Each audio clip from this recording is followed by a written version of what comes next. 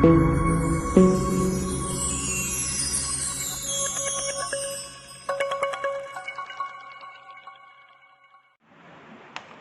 प्यारे बच्चों, कैसे हो आप सब। आज हम 9वीं कक्षा का एक्सरसाइज 4.3 सोल्व करेंगे एनसीईआरटी मैथ से। और ये क्वेश्चन आपका ग्राफ पर आधारित है। इसको आप हिंदी में आलेख भी कहते हैं।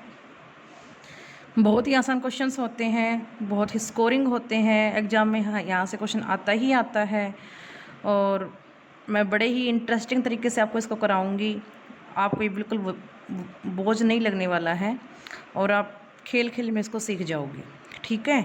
जितना दूर से ग्राफ देखने से यूँ लगता है ना कि हाँ ग्राफ का क्वेश्चन, तो बच्चे उसको पहले छोड़ देते हैं। तो ग्राफ के क्वेश्चन तो सबसे आसान होते हैं।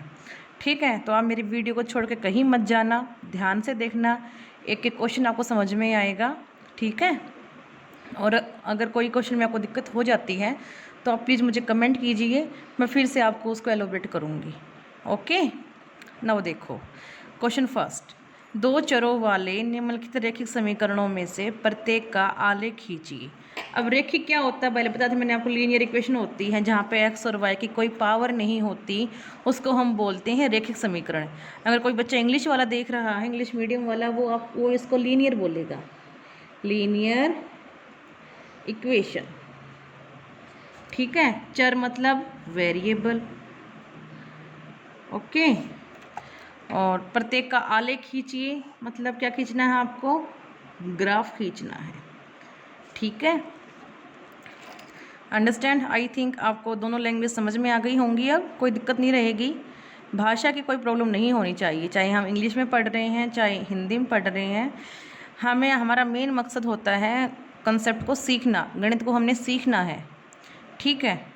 तो बस थोड़ा बहुत नाम का फ़र्क होता है, तो वो आपको देख लोगे तो फिर आप इजीली कोई भी क्वेश्चन आप कर सकते हो। ठीक है। अब देखो फर्स्ट क्वेश्चन में क्या है, x + y बराबर है 4। ये आपको अलग अलग 4 पार्ट दे रखे हैं, तो पहले हम फर्स्ट पार्ट को सोल्व करेंगे। ठीक है। x + y बराबर है 4। सबसे पहले हम क्या करेंगे, y को इधर रख लेंगे और बाकी को उधर ले जाएंगे। ठीक है। अब देखो y बराबर है, क्या हो गया, 4 - x। अभी समीकरण में हम x की अलग अलग वैल्यू पुट करेंगे तो y की हमें अलग अलग वैल्यूज आ जाएंगी। ये हमने एक सारणी बना ली, यहाँ पे हम सारी x की वैल्यूज रखेंगे, यहाँ पे सारी y की वैल्यूज, और यहाँ पे जो x और y को मिला के जो दो वैल्यूज आई हैं वो हम लिखेंगे, पॉइंट्स बनाएंगे। तो देखो सबसे पॉइंट्स आप अपनी मर्जी से कोई भी ले सकते हो, लेकिन आप कोशिश करना छोटे से छोटे आप पॉइंट ले सको। ऐसा क्यों, क्योंकि फिर आपको उतने ही बड़े बड़े पॉइंट आपको ग्राफ में दिखाने पड़ेंगे। अगर मान लो 50, 60, 70, 80 पॉइंट्स ले लेते हो, फिर आपको उतने ही पॉइंट्स आपको ग्राफ पे दिखाने पड़ेंगे। ज़्यादा पॉइंट्स लोगे तो आपके लिए ग्राफ को बनाना थोड़ा मुश्किल हो जाएगा। ठीक है। तो आप कोशिश करना कि छोटे छोटे पॉइंट लें, और अगर कहीं पर जरूरत पड़ी बड़े पॉइंट्स लेने की तो उसका भी मैं आपको अलग से तरीका बताऊंगी कि वहाँ पे अगर बड़े पॉइंट्स लेने पड़ जाएं, लेने ही बड़े पॉइंट्स पड़ेंगे, तो फिर उनको ग्राफ पे अच्छे तरीके से हम कैसे उनको ड्रॉ कर सकते हैं, वो भी मैं आपको आगे आने वाले लेक्चर्स में सिखाऊंगी। ठीक है। तो अब देखो x की वैल्यू देखो बेटा, हमने सिंपल वैल्यूज रख ली है। x की वैल्यू जब 0 रखी यहाँ पे तो 4 - 0 क्या आया, 4 आया। तो y की वैल्यू क्या आ गई, 4। x की वैल्यू 1 रखी यहाँ पे, 4 - 1 यानी 3। ठीक है।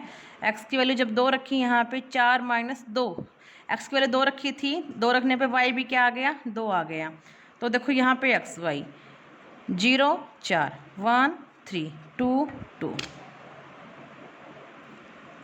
तो ये मैंने आपके लिए आलेख तैयार कर लिया है। ये देखो इधर ये देखो हम एक लाइन ऐसे ड्रॉ करेंगे, फिर एक लाइन ऐसे ड्रॉ करेंगे, और मैंने तो यहाँ फ्री हैंड से लिया है। आपने कैसे करना है, स्केल रख के यहाँ पे स्केल से आपने इंचेस लगाने हैं, 1 इंच। तो जितना 1 इंच का लिया तो सारा ही 1 इंच का गैप आपने रखना है, इधर भी और इधर भी। ठीक है। ऐसे ही वाई के लीजिए आपने गैप रखना है अपने हिसाब से, जितना भी गैप रखो लेकिन इक्वल रखना है गैप आपको। ओके। आप देख पा रहे हो कि मेरे लगभग इक्वल से ही हैं, फिर भी मैं इसको फ्री हैंड से कर रही हूँ, आपने इसको स्केल से करना है। ठीक है। अब देखो इधर जो वैल्यूज होती हैं वो हमारी x की पॉजिटिव वैल्यूज होती हैं, जो इधर होती हैं वो x की नेगेटिव होती हैं। ऊपर की साइड y की पॉजिटिव वैल्यू मतलब धनात्मक वैल्यू आएंगी, और नीचे की साइड y की नेगेटिव वैल्यू जाएंगी। ठीक है। और जो ये इनका जो पॉइंट है यहाँ पे होगा हमारा केंद्र, सेंटर, इसको हम O भी बोलते हैं। ठीक है। इसको एक्स एक्स बोलते हैं, इसको वाई एक्स बोलते हैं, इंग्लिश में बोल देंगे इसको वाई कोऑर्डिनेट, नहीं सॉरी वाई एक्सीज, ये सारे वाई कोऑर्डिनेट हो जाएंगे। और इसको बोल देंगे एक्स एक्सीज।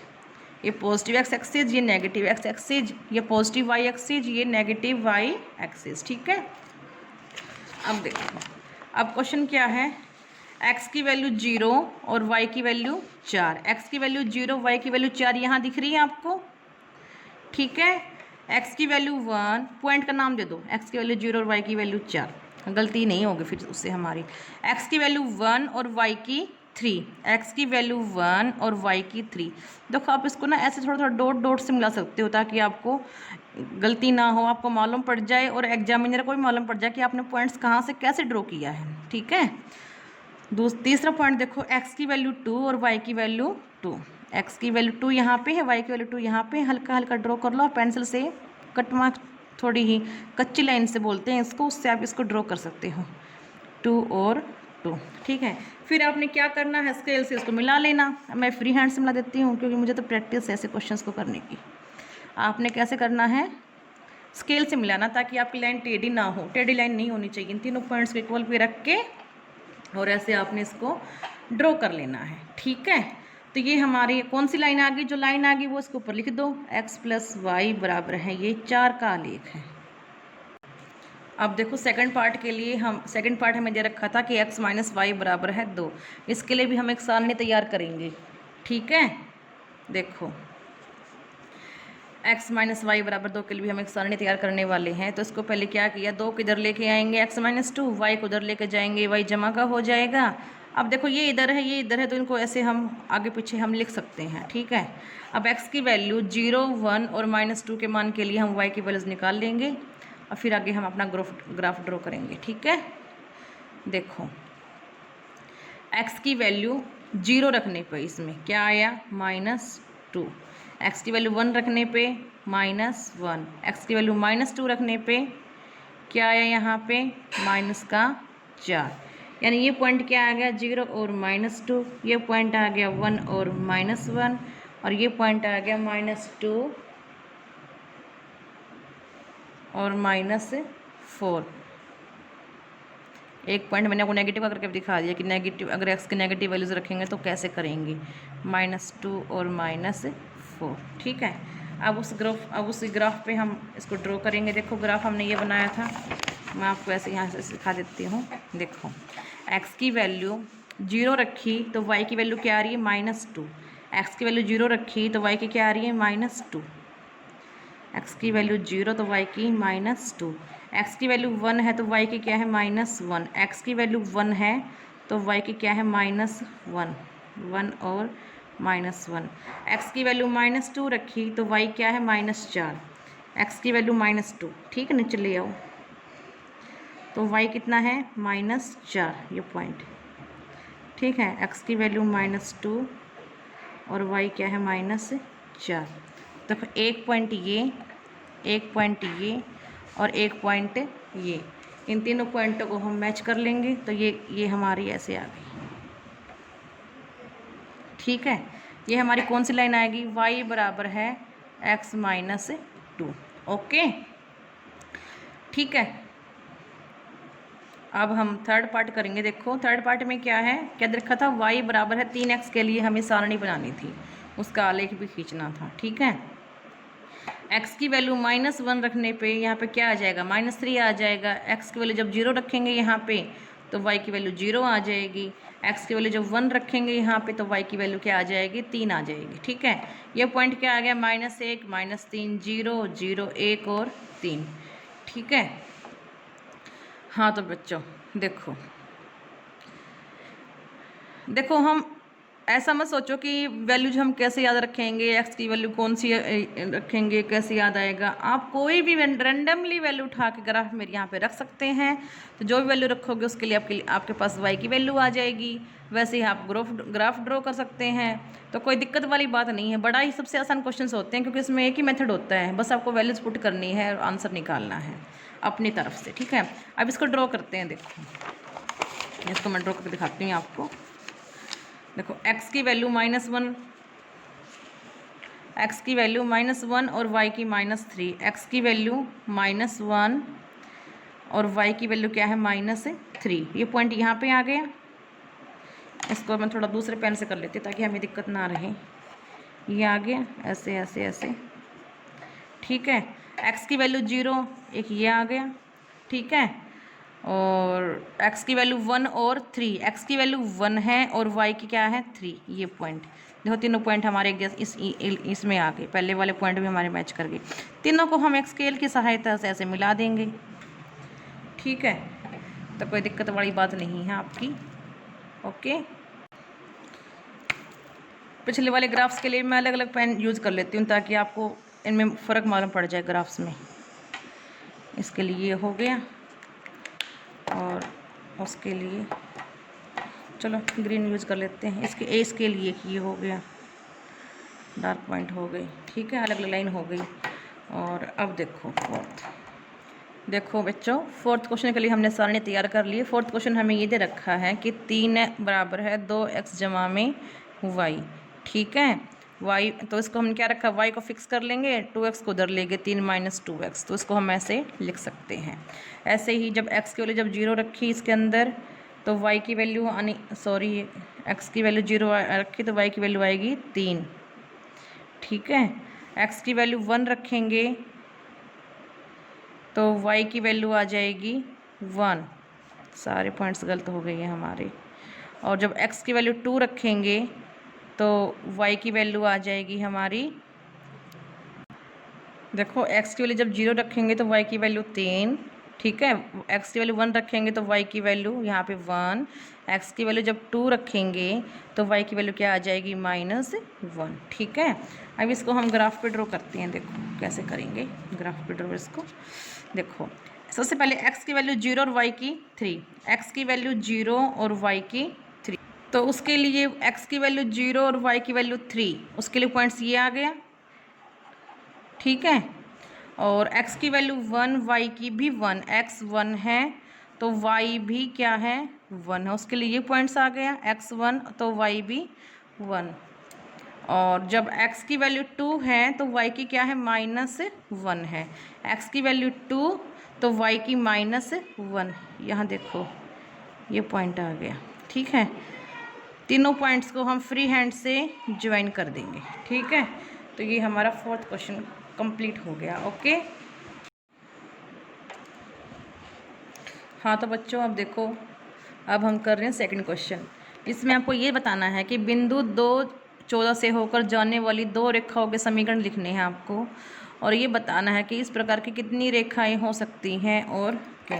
देखो ये क्वेश्चन बड़ा आसान है। आपको क्या करना है, ये आपने x मान लिया, ये आपने y मान लिया, ठीक है। तो एक इक्वेशन तो आप ऐसे रख सकते हो कि x और y को जब जोड़ेंगे x जमा में y बराबर है 16, आ गई आपकी इक्वेशन, ठीक है। क्यों देखो x जमा में y, 2 और 14 कितना आ गया 16 आ गया। एक इक्वेशन आपकी ये आ गई। एक आपको दिख रहा है कि जो y है वो x का 7 गुना है, यानी x बराबर है, यानी y बराबर है 7x, क्योंकि ये y जो है इसका 7 गुना है, ठीक है। 2 इक्वेशन तो मैंने ऐसे लिख दी आपके लिए, ठीक है। इसी प्रकार आप ऐसे बहुत सी इक्वेशंस आप लिख सकते हो। तो यहाँ पे हमारी अपरिमित रूप से अनेक रेखाएं होंगी, ठीक है बच्चों। थर्ड क्वेश्चन देखो, यदि बिंदु 3, 4 समीकरण 3y बराबर है ax जमा में 7 के आलेख पर स्थित है तो a का मान ज्ञात करना है। आलेख पर स्थित है मतलब ये 3 और 4 अगर आलेख पर हैं, इसका मतलब जब x की वैल्यू 3 रखेंगे तो y की वैल्यू 4 आ रही है, इस समीकरण को क्या करेंगे, वो संतुष्ट करेंगे, ठीक है। तो हम क्या करेंगे, बहुत ही आसान तरीका होता है ऐसे क्वेश्चंस के लिए, इन पॉइंट को उठा के समीकरण में रख देते हैं तो a की वैल्यू अपने आप आ जाएगी जो भी आनी है, ठीक है। तो देखो 3y बराबर है ax जमा में 7, y की वैल्यू रख दो 3, 3 गुणा में 3 ax यानी 3a जमा में 7, 3a जमा में 7 बराबर है 9, 9 - 7 कितना आ गया 2, a की वैल्यू क्या आ गई 2/3, ठीक है, तो ए का मान हमारा ये आ गया। ओके, देखो बच्चों, हरियाणा बोर्ड का इंपॉर्टेंट क्वेश्चन है। क्वेश्चन नंबर 4, एक नगर में टैक्सी का किराया निम्नलिखित है। पहले किलोमीटर का किराया ₹8 है, उसके बाद की दूरी के लिए प्रति किलोमीटर का किराया ₹5 है। यदि तय की गई दूरी x किलोमीटर हो और कुल किराया ₹y हो तो इसका एक रैखिक समीकरण लिखिए और उसका आपको क्या करना है, आलेख भी खींचना है। ठीक है, तो देखो सबसे आसान भाषा में करें कैसे। देखो, पहले किलोमीटर का किराया कितना है, किलोमीटर का किराया कितना है, 8 रुपये। और उसके, ठीक है, उसके बाद के लिए कितना किराया है, 5 रुपये। ठीक है, और टोटल दूरी दे रखी है आपको x किलोमीटर और कुल किराया है कितना, y। कुल किराया दे रखा है क्या, कुल किराया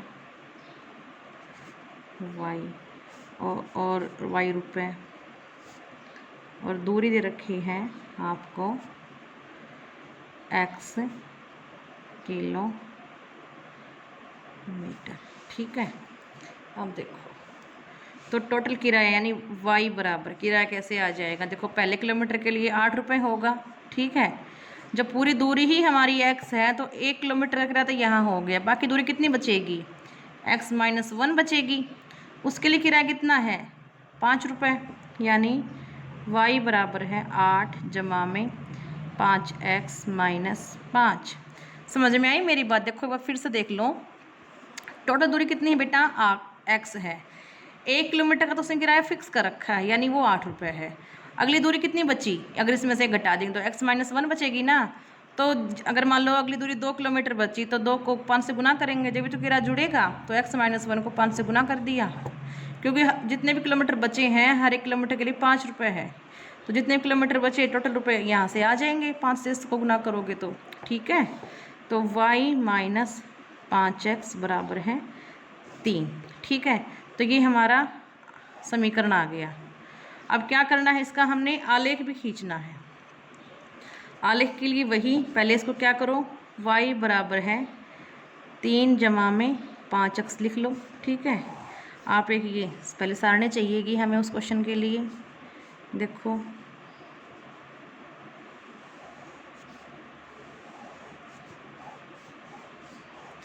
x y और ये पॉइंट आ गए आपके x y। ठीक है, और देखो अब आप x की वैल्यू जब 0 रखोगे यहाँ पे तो y कितना आएगा, 3।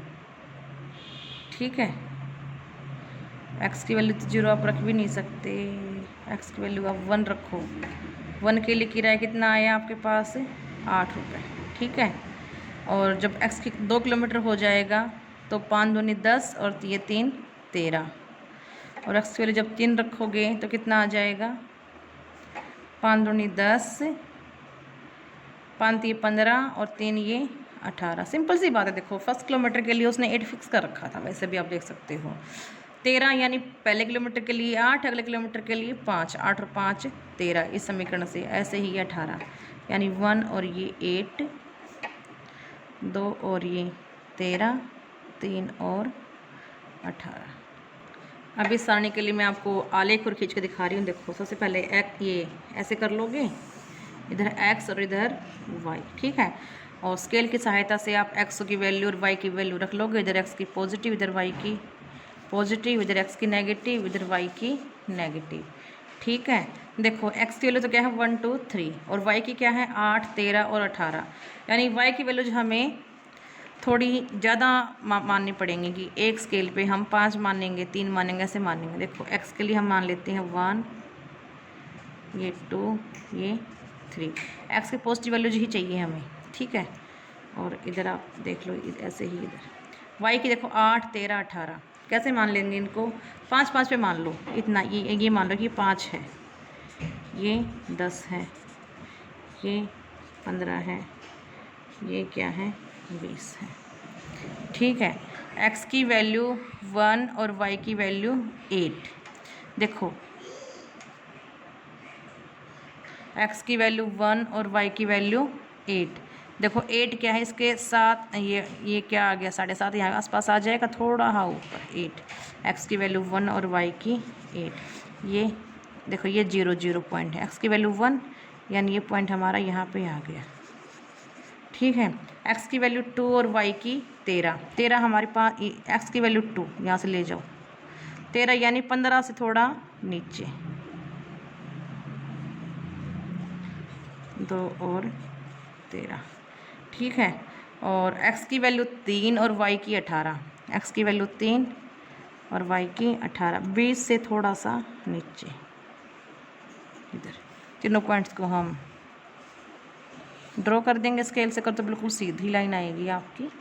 तो ये आपका क्वेश्चन हमने कर दिया।